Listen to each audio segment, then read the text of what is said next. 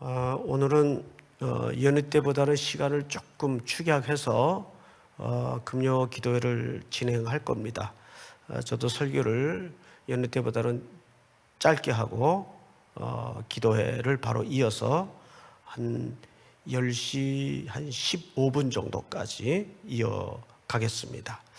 자, 우선 18절을 보시면 18절 너는 무당을 살려두지 말며, 그리고 19절에는 짐승과 행음하는 자는 반드시 죽일지니라.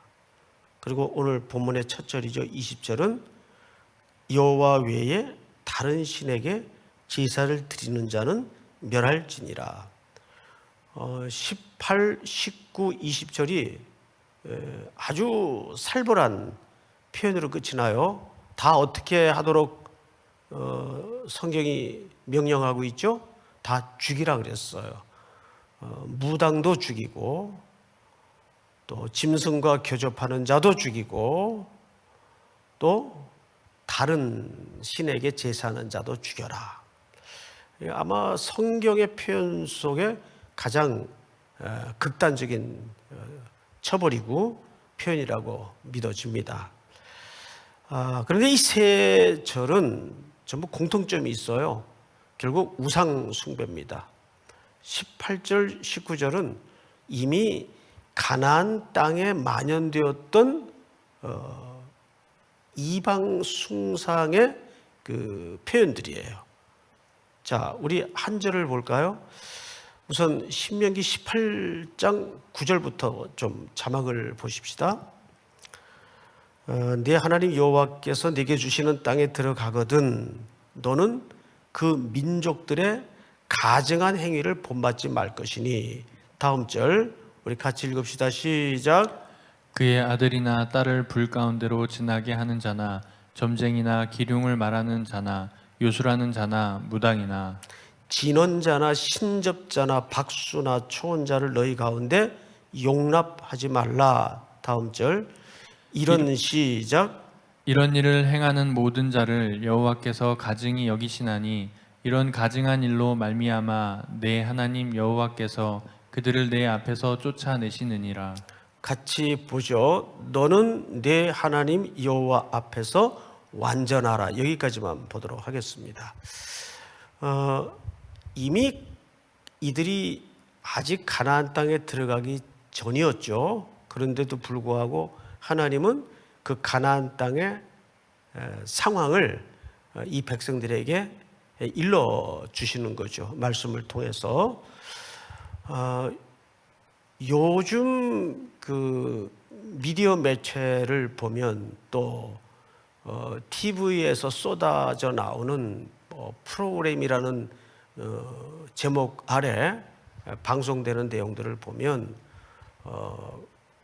이런 유사한 프로그램들이 굉장히 많습니다. 그래서 이것이 아주 우리 일반인들의 삶에 친숙히 다가올 수 있도록 물어보살 이런 프로, 무당처럼 이렇게 입구들 앉아가지고 그 희한한 그 프로인데, 어쨌든 또 그 그림으로 하는 거 있죠. 그 제 이름을 잘 모르겠는데 그런 패턴을 통해서 우리들에게 그러한 것들이 내용이 어찌하든 간에 아주 익숙하고 친숙하도록, 그래서 경계선을 허물어뜨리는 이런 프로들이 아주 많습니다. 그래서 특별히 이 젊은 층들에게는 이게 얼마나 가증한 하나님이 싫어하는 내용들인가를 무디게 만드는 경우들이죠. 이미 이러한 일들이 가나안 땅에 있었고, 그 다음에 레위기 18장 23절을 한번 좀 띄워주시겠어요? 다 같이 한번 읽겠습니다. 시작. 너는 짐승과 교합하여 자기를 더럽히지 말며 여자는 짐승 앞에 서서 그것과 교접하지 말라. 이는 문란한 일이니라. 자, 이것은 사실 단순한 성적인 타락을 얘기하는 게 아니고 몇몇 짐승들은 가나안 문화 안에서는 신이에요.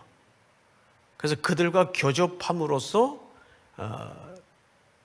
다량 출산 또 기륭 화복을 구하는 신접한다는 매개물로서 이런 행위들이 가나안 문화 속에 이미 자리 잡고 있었습니다. 그리고 이제 20절을 보시면 오늘 우리 본문이죠. 여호와 외에 다른 신에게 제사를 드리는 자는 멸할지니라. 그러니까 이걸 전부 묶어서 딱 한마디로 정의를 하면 우상 숭배입니다. 그리고 일계명에 관한 설명이죠.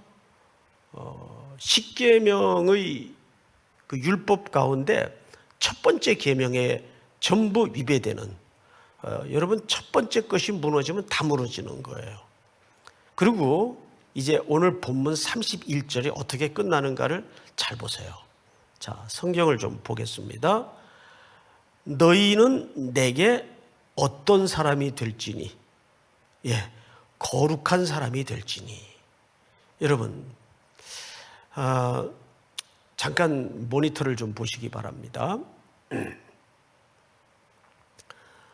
항상 성경에서 이 거룩은 어마어마하게 중요한 개념인 것은 우리 성도님들 잘 아시죠? 근데 거룩이라는 것은 철저히 누군가와의 관계 개념입니다. 다시요. 거룩은 무슨 개념이라고요? 거룩은 관계 개념이에요. 그래서 하나님께서 뭐라고 말씀하셨어요? 내가 거룩하니 너희도 거룩하라 그랬어요. 그럼 무슨 뜻입니까? 그 하나님의 거룩은 누구를 향한 거룩이세요? 그렇죠. 우리를 향한 거룩이세요. 그러니까 내가 거룩하니, 그러니까 누구에게 거룩하니? 너에게 거룩하니 너도 누구에게 거룩하라는 말입니까? 하나님께 거룩하라는 말이에요. 그래서 이 거룩은 1차 개념이 관계 개념이에요. 그러면 그 거룩의 내용으로 들어가 보자 말이죠. 그럼 뭐가 거룩한 거예요? 제일 그것을 잘 설명할 수 있는 관계가 성경에서는 신랑과 신부의 관계로 설명을 합니다. 그래서 예수 그리스도는 신랑으로 등장을 하시고 우리는 그의 몸된 신부로 유비하는 설명들이 성경 전체의 이야기예요. 그래서 아담과 하와는 완벽했던 공간에서 무너지죠. 말하자면 관계가 깨져요. 그 깨진 관계는 확대되어서 하나님과의 관계가 깨집니다. 그리고 마지막 계시록은 뭐의 회복으로 책이 역사가 마름이 됩니까? 어린 양과 어린 양이신 그리스도와 우리의 혼인잔치로 결혼의 회복으로 성경이 끝이 나요. 이 역사가 끝이 나는 거예요. 이 전 인류의 역사의 과정에 하나님의 위대하고 지고한 명령은 하나예요. 거룩하라. 나에 대해서 거룩하라. 온 인류가. 사실은 이 코로나19라는 이 팬데믹 상황도 인류가 그 거룩을 잃어버린 거예요. 그 거룩을 놓쳐버렸어요. 이것을 단순히 어떤 특정 집단의 심판으로만 우리가 이해해서는 안 됩니다. 자, 그렇다면 우리는 이 거룩을 어떻게 회복해 나가는가가 지금 이런 엄중한 시대에 우리가 고민하고 기도하고 회복해야 될 과제겠죠. 그러면 오늘 본문의 구절을 보자고요. 20절은 19절, 18절까지를 포함해서 우상 숭배하지 말라. 그러니까 바른 제사를 드리라 그 말이에요. 그럼 바른 제사가 뭐냐 그거죠? 너희는 거룩하라. 어떻게 거룩해야 될까요? 자, 그 내용이 전부 21절서부터 이렇게 소개되는 거죠. 너는 이방 나그네를 압제하지 말며 그들을 학대하지 말라. 너희도 애굽 땅에서 나그네였음이라. 첫 번째 제시된 거룩의 첫 걸음이 뭡니까? 삶의로의 이웃에 관한 배려와 사랑이에요. 우리 지난주 저도 이제 온라인으로 목양실에서 격리된 채 이 금요 기도회를 참여했는데, 우리 조시안 목사님이 데살로니가서로 말씀을 전해 주셨어요. 그 결론이 뭐였죠? 잊어버리셨죠? 클릭해서 다시 한번 들어보세요. 이웃사랑이에요. 데살로니가 교회에, 그 데살로니가 교회는 아시는 것처럼 어느 교회보다도 그저 바울이 데살로니가에 한 3주 머물렀어요. 그러니까 이건 뭐 어린 교회죠.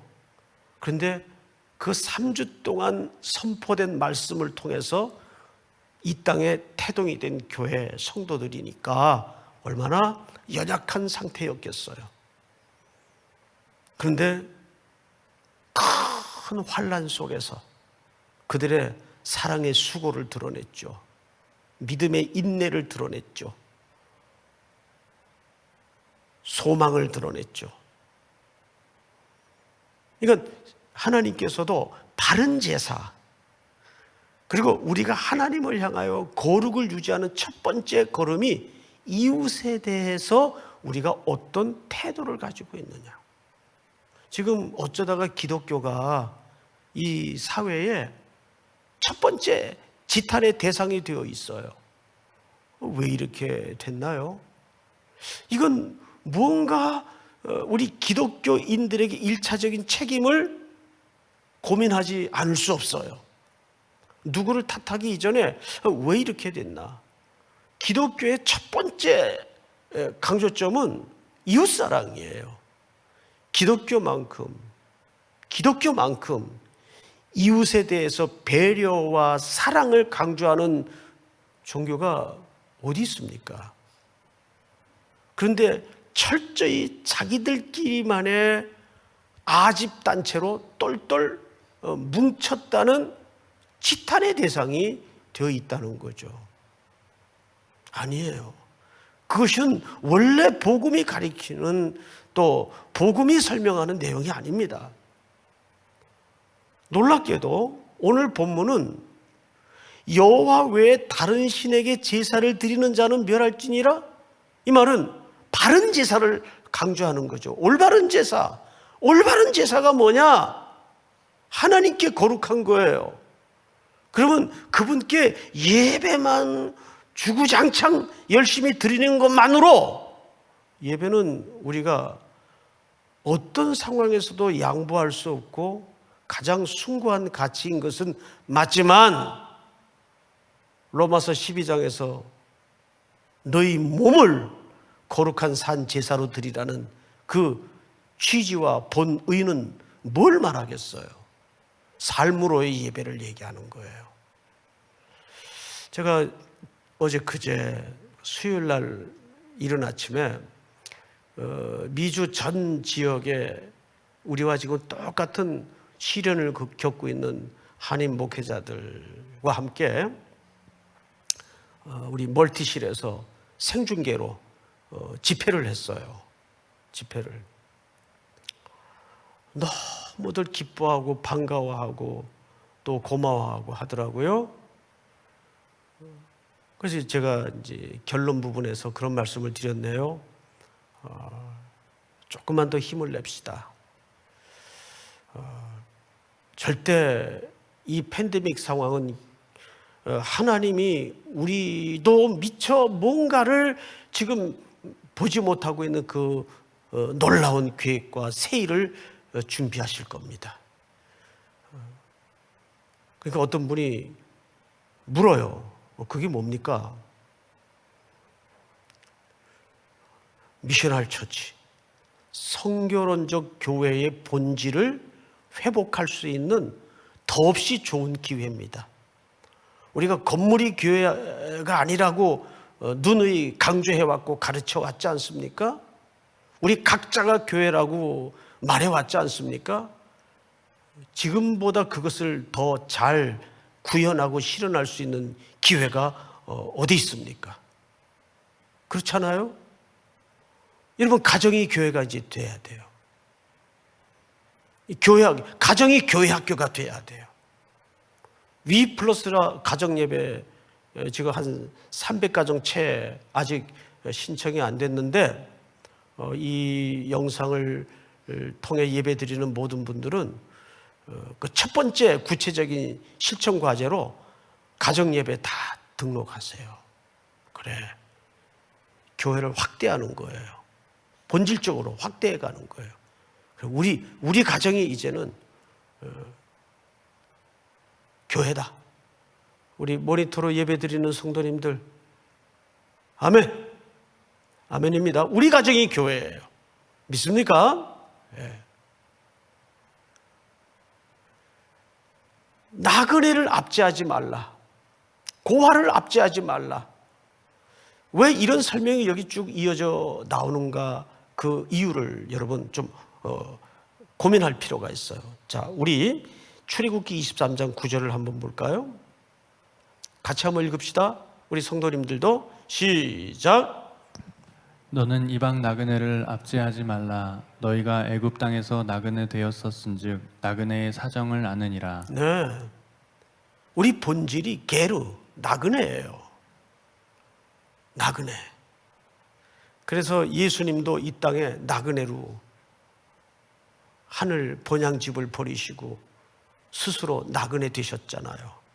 왜? 우리를 구원하기 위해서. 그래서 우리가 고아와 과부와 나그네를 대접해야 되는 이 대접 속에는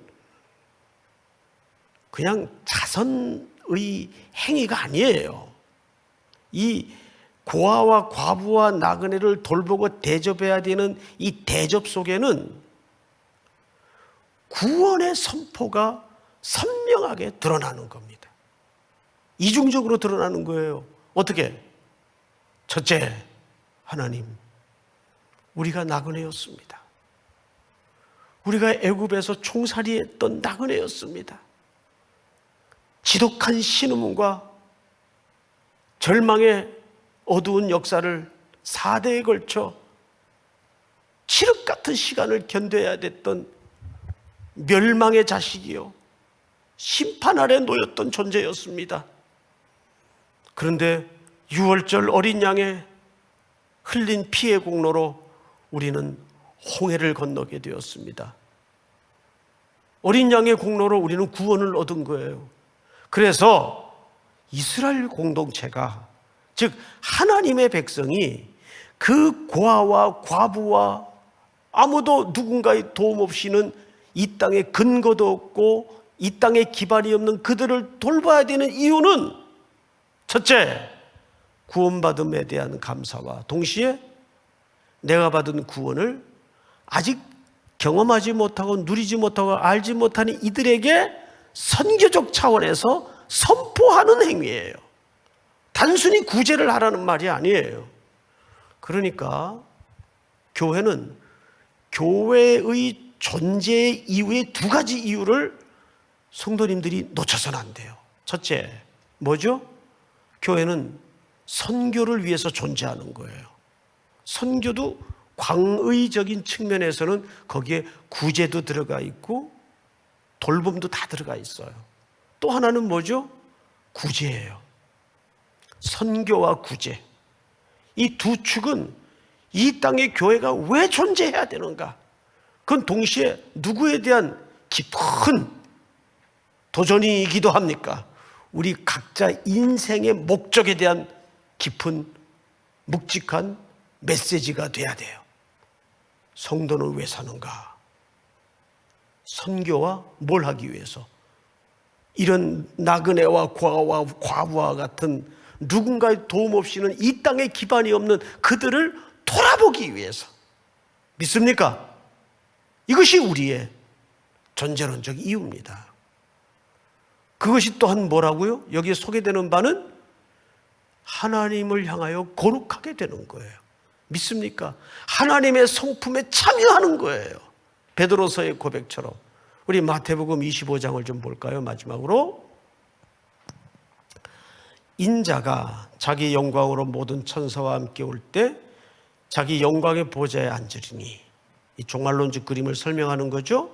모든 민족을 그 앞에 모으고 각각 구분하기를 목자가 양과 염소를 구분하는 것 같이 하여 양은 그 오른편에 염소는 왼편에 두리라. 그때의 임금이 그 오른편에 있는 자들에게 이르시되 내 아버지께 복받을 자들이여, 나와 창세로부터 너희를 위하여 예비된 나라를 상속받으라. 종말론적 설명 맞죠? 자, 다음 절 시작.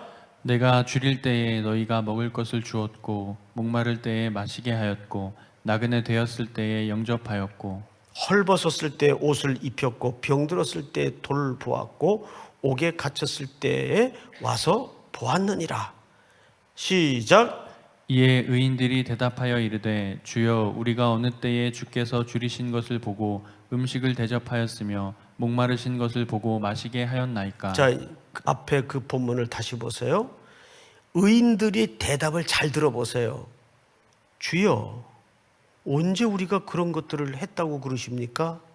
언제 줄인 것을 보고, 언제 주님께 음식을 대접하였고, 언제 주님이 목마르신 것을 보고 마시게 했습니까?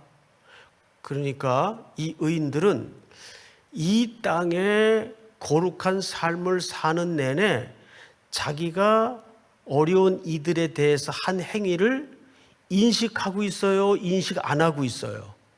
인식 못 하고 있어요. 여기에 핵심 메시지가 인식 못 하고 있어요. 그 말은 그럼 뭐죠? 자기 본능적으로 했단 말이에요.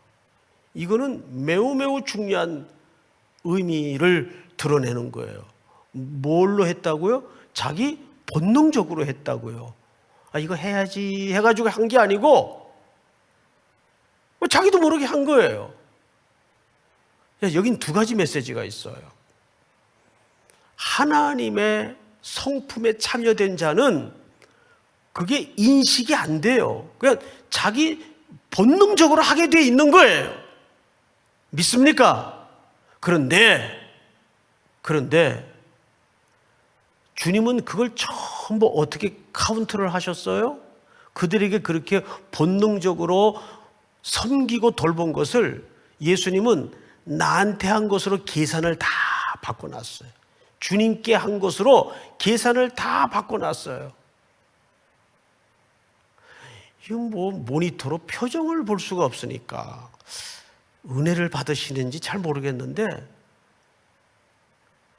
사랑하는 성도 여러분, 주님이 그걸 자기 앞으로 다 계산을 옮겨놨어요. 할렐루야. 그런데 하나님의 택한 백성들은 그거를 인식을 하고 하는 게 아니라 본능적으로 할 수밖에 없다는 거예요. 교회가 정말 그리스도의 신부라면 이것은 논하고 자숙할 필요가 없어요. 본능적으로 해야 되는 거예요. 믿습니까? 이것이 뭐예요? 오늘 이 출애굽기 22장에서 설명하고 싶은 거룩한 자들의 삶이고 하나님이 원하시는 바른 예배라는 것입니다. 일상으로서의 예배. 여기 나 외에 다른 신에게 제사하지 말라 그래 놓고 제사 드릴 때는 말이지 이런 방식으로 해야 되고, 이런 설명이 먼저 나온 게 아니에요. 전부 누구에 대한 배려입니까? 이웃에 대한 배려를, 이웃에 대한 사랑을 하나님의 바른 예배로 거룩한 무리들의 삶으로 소개하고 있는 겁니다. 믿습니까? 오늘 이와 같은 말씀이 하늘에 속한 백성들의 삶으로 부름받은 우리 모든 3일의 성도들에게 다시 한번 이 코로나19와 같이 공고한 시대를 살아가는 우리 모두에게, 그러나 우리가 두렵지 않고 외롭지 않고 용기를 가질 수 있는 것은 우리가 이 길을 함께 걷는 신앙의 동지들이 있고 하나님의 말씀의 안내가 있단 말이에요. 믿습니까? 이 말씀 붙잡고 또 주일 우리 다시 만날 때까지. 어디서 만나죠? 모니터 앞에서. 이번 주일도 모니터 앞에서 다시 만날 때까지. 이 온라인 예배는 여러분들에게 마지막 마지노선입니다. 이 온라인 예배마저 무너지면 우리는 정말 무너지는 거예요. 온라인 예배든 대면 예배든 본질은 똑같아요. 하나님 앞에 단단히 말씀에 붙잡혀서 한 주를 승리롭게 이겨내고 살아내는 힘 있는 우리 모든 3일의 성도들이 될 수 있기를 주의 이름으로 축복합니다. 우리 386장 우리 찬송가 한 장 더 드리고